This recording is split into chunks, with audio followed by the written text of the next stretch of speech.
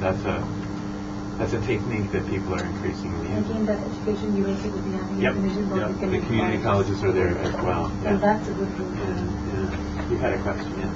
Which subjects are compulsory in English? Is what compulsory? Which subjects? What subjects are compulsory? You mean in high school? What subjects?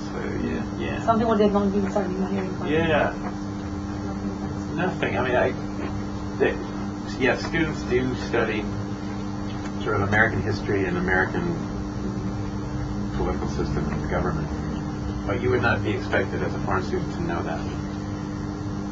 English, writing skills, that's the number one thing.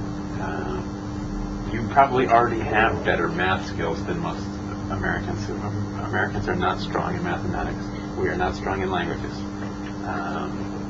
In our universities, there are people who are very good at these things, but on average, Americans can't do geography. They don't know where Pakistan is. They don't do math very well, and they don't speak foreign languages very well. I'm generalizing, obviously, but in terms of compulsory required courses, there are a lot, but you would not be expected to, apart from math and English, expected to know those things, the sort of cultural.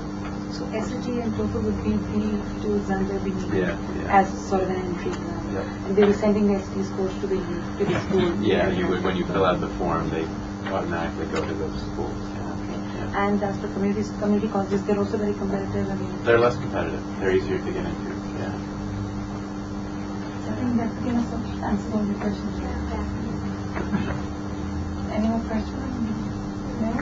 One more. What will be the minimum percentage to qualify admission in foreign institutes? Oh, God. Say that already again. answered that several times. What will be the percentage of the marks for the grades? The grades.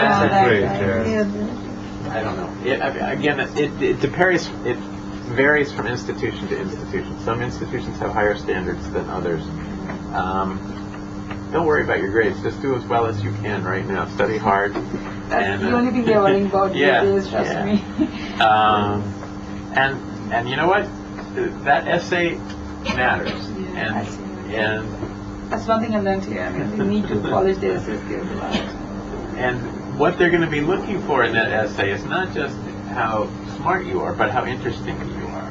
And so in order to be interesting, you have to do things other than just study. You have to read for fun. You have to read books for fun. You have to do things in your community or with your family. You have to have outside interests. The universities in the United States are not, yes, they're looking for bright people and talented people, but they're also looking for people who are well-rounded and have a lot of different skills and interests. So study hard, but think about that essay and think, well, am I an interesting person?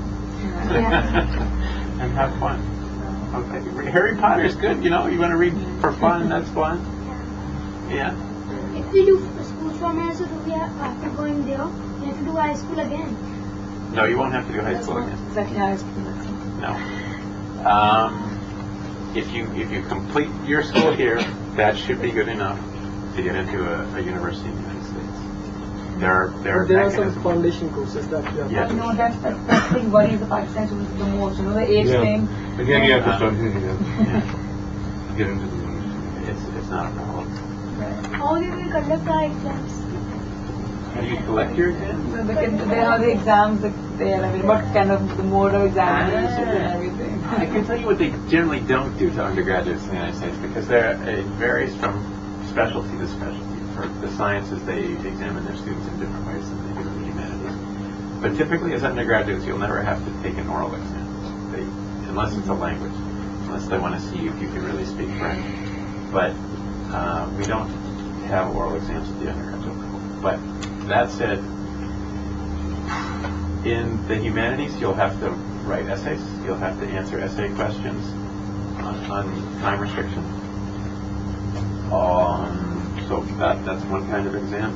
There are the multiple choice exams that everybody gets, the standardized exams.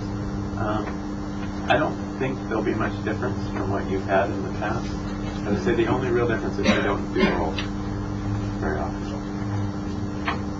Well, if you have any more questions, you can redirect your questions to us, Yeah. and we can, entertain. We'll definitely be in contact. Yeah, this is really, really helpful to Good. Very, very Thank helpful. you so much. Thank you. It actually answered all their questions. There was not left with any questions. Trust me, at school they were like showing me like hundreds of questions. They listen, you make them feel it and find out. But still, I'm sure. Well, I wish you all luck. I wish you luck. I think you'll do fine. Like bright kids to me. So. Let me remind you, this Lincoln Corner does not have any formal kind of membership. You can just walk into this Lincoln Corner and you can, just utilize the resources for your reference. Unfortunately, for instance, we have been working as a reference library, so we cannot take out these resources, but we can provide you copies of these resources if you wish. Well, all right. Thank you. Thank you so All right. much. Thank you. Thank you very much. All right. Good luck. It has been great, yeah? Yeah, Thank you. Thank you so much. Bye, please say thank you. That's my question. Yeah.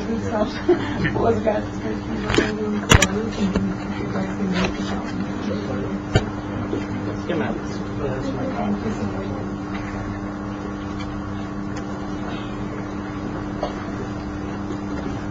Thank you, Bill. Looking forward to seeing you next time.